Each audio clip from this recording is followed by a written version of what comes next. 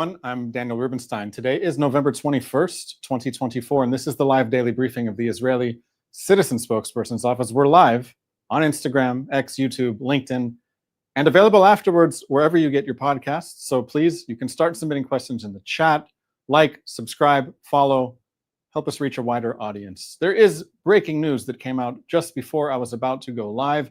The International Criminal Court has just issued arrest warrants for Israeli Prime Minister Benjamin Netanyahu and the Defense Minister for most of the October 7th war, Yoav Galant. The ICC has charged them with war crimes and crimes against humanity. It's a disgrace, and I'll tell you why it's a disgrace. I have just printed the document before I went live on the air. I am looking at it now. First, the court rejected any attempt by Israel to say that the court does not have jurisdiction. The arrest warrants, the court says, are classified as secret. We will not get to see the arrest warrants.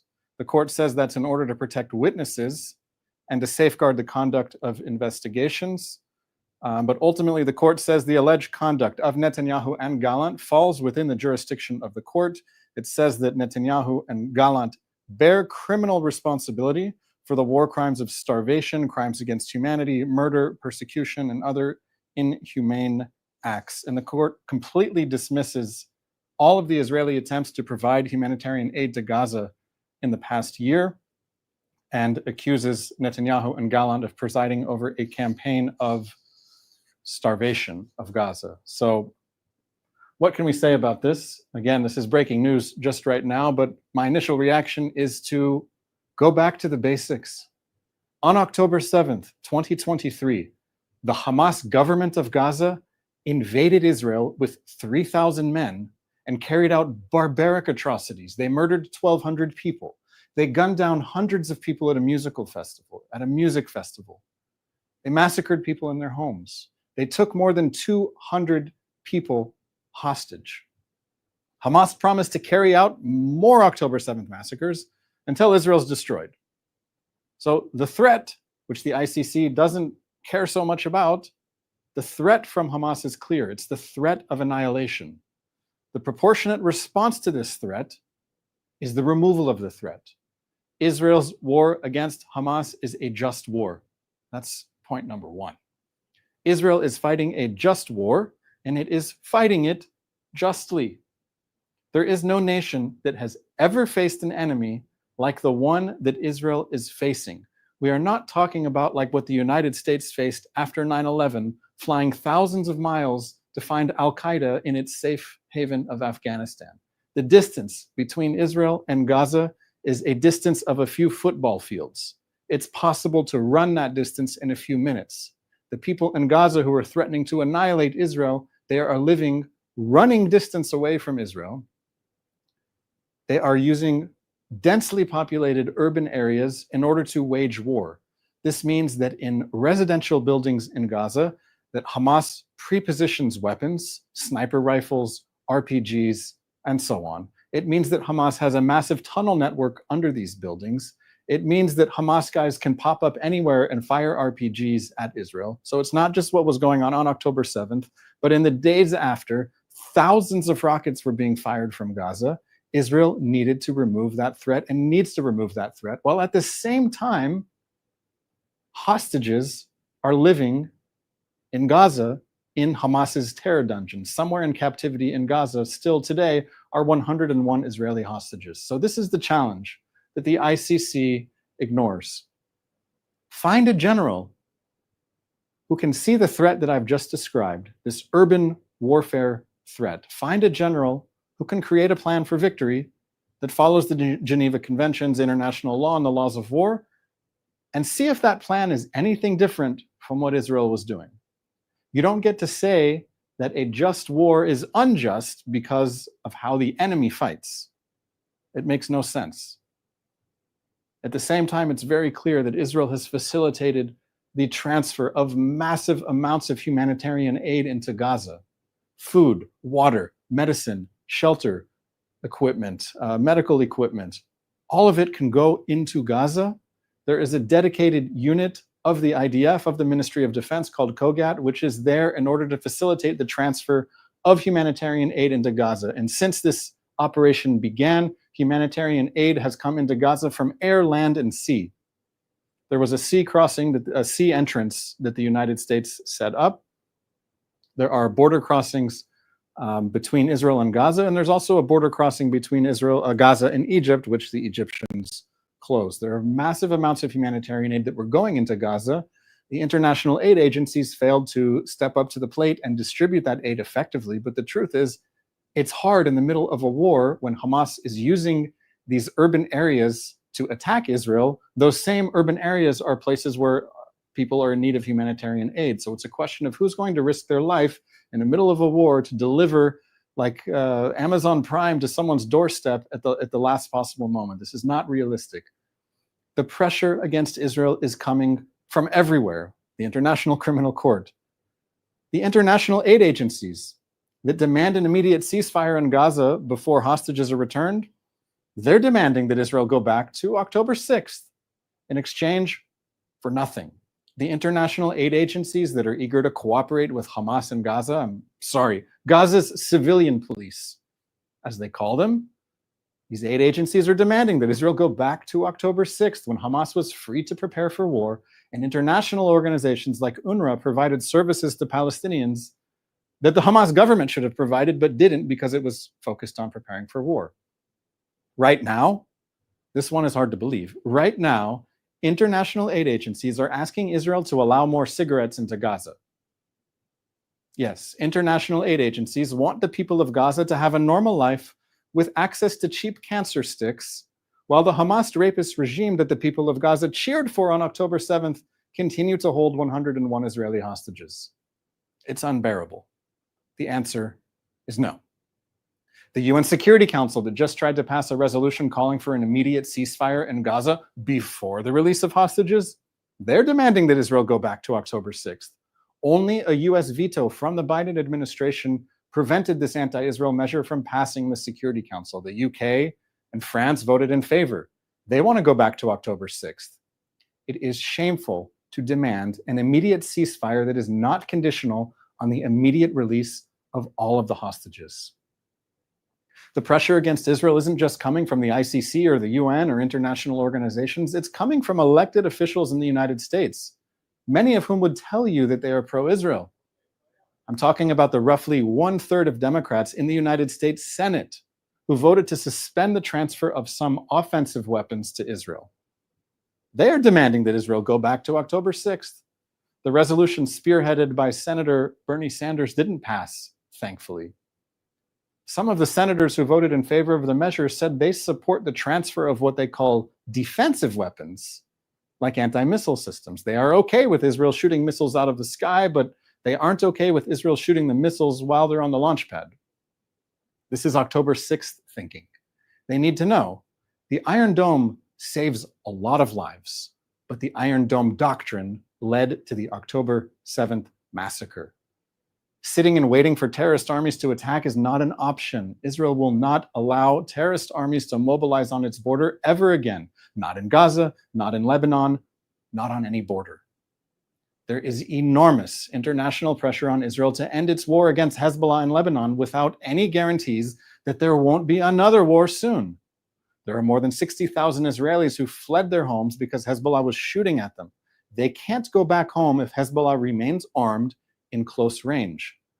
There is enormous international pressure on Israel to allow the same conditions that existed in Lebanon for the past 2 decades to continue to exist forever. Anyone who makes any positive reference to UN Security Council Resolution 1701 wants to go back to October 6th. It is this very UN resolution that created the conditions whereby Hezbollah could have massive rocket arsenals, massive numbers of suicide drones, massive tunnel networks near Israel's border. A return to a framework of empty UN Security Council resolutions is a return to October 6th thinking. The people of Israel are not going back to October 6th. We don't want ceasefires. We don't want UN resolutions. We want peace. We want peace. Wars should end with peace. There's an essay I recommend you all read today in the publication called Unheard. The author is Shani Moore. He writes, across the West, diplomats, and experts have settled on a consensus for solving the ongoing Arab-Israeli war, one that reveals exactly why international diplomatic efforts have consistently failed. At its core, this approach focuses on restoring the very ceasefire conditions which Lebanon and Hezbollah violated last year, while avoiding any mention of even the desirability of peace, something Lebanon would benefit from more than any other party.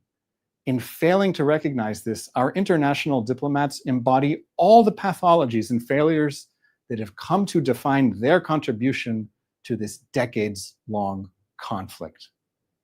To that, we can also add the International Criminal Court saying that Israel is not allowed to defend itself against its neighbors that seek to wipe it off the map. Let's take some questions from people who are watching live on our social media streams, Instagram, Twitter, YouTube. Let's go. Thank you, Daniel. This is a question we received on Instagram stories. What should Israel do in response to the warrants issued by the ICC? The question of what should Israel do implies that Israel has a real choice. This is not a war of choice. We did not choose the October 7th war. We did not choose to have Hamas call for our annihilation and act upon that dream on October 7th. We didn't choose for Hezbollah to join the war on October 8th. We have terrorist armies that have established themselves on our borders, Iranian proxies, a ring of fire around our borders that if we don't defend ourselves against, we won't have a country. So if some international institution that Israel is not a part of is going to tell Israel, no, you have to stop defending yourself, well, our simple answer is we're not willing to die. We're going to keep defending ourselves. And we hope that enough people in the rest of the world will understand that we are fighting an existential war, not just for ourselves, but for all of humanity. If these terrorist armies on our borders succeed, you're next. Karen on Instagram asked, what exactly do these arrest warrants mean? Do we know yet what the potential consequences of them could be?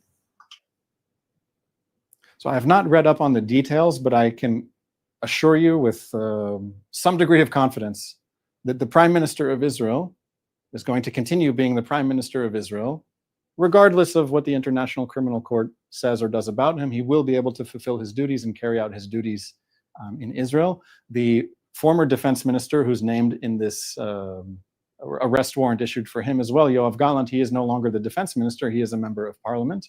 It remains to be seen what his reaction will be, where he will be able to travel and so on. I also didn't mention that the ICC also issued arrest warrants for Ismail Haniyeh, Mohammed Deif, and Yahya Sinwar, but these guys are the heads of the Hamas regime that carried out the October 7th massacre, and they have been removed on the battlefield, so they will not be having to ask if they're free to travel. But in the meantime, it seems Hamas guys are pretty safe between Qatar and Turkey. Thank you, Daniel. Also from Instagram, does this affect the leaders' abilities to travel to other countries if the countries can extradite them to the ICC? Yes, it may. First of all, it depends on if a country invites you to come visit, then it's understood that a head of state or a head of government has immunity from international prosecution. But it remains to be seen if any of these countries that take the ICC seriously would consider inviting someone for a business meeting if that same person is being sought for war crimes and crimes against humanity. So ultimately, it may be a question for some of the countries like the UK, France, the EU, and others. What is their reaction going to be? And if the Prime Minister of Israel wants to come meet with them to talk about issues of mutual concern between the two countries, are they going to say yes or no? We'll have to wait and see. This is our final question from YouTube. Does the U.S. administration have any influence on the ICC? And do you think that the incoming Trump administration could do something to help? I don't know that the United States has influence on the ICC specifically. The United States is not a party to the Rome Statute, meaning that the United States does not accept the jurisdiction of the International Criminal Court. So the United States and Israel both have this in common. The United States does not accept the jurisdiction of the ICC to prosecute or issue arrest warrants for American soldiers for example. So the ability of the United States to influence the ICC is probably limited, but the United States does have the ability to influence other countries that have an interest in Israel winning the war and not seeing Hamas and Hezbollah empowered even further than they already have been. So I would expect and hope that the United States would use all of its diplomatic power to marginalize the effect of the ICC by working with countries that are like-minded. And hopefully the ICC in the future will not be taken hostage by people who wish to see Israel wiped off the map, take no regard of any of the threats that Israel's facing, and just hope that Israel will sit back and surrender. That's all the time we have for today. We'll continue to follow the story about the International Criminal Court. We'll have more for you on that in the days ahead. In the meantime, we will be back Sunday, 3 p.m. Israel time, right here on the Israeli Citizen Spokesperson's office. I'm Daniel Rubinstein. Thank you so much for watching and have a great weekend. Thanks for watching. Drop a comment below. Don't forget to like, share, and hit subscribe to stay updated with our latest content. Until next time, stay informed and inspired. This is Dejobnik signing off.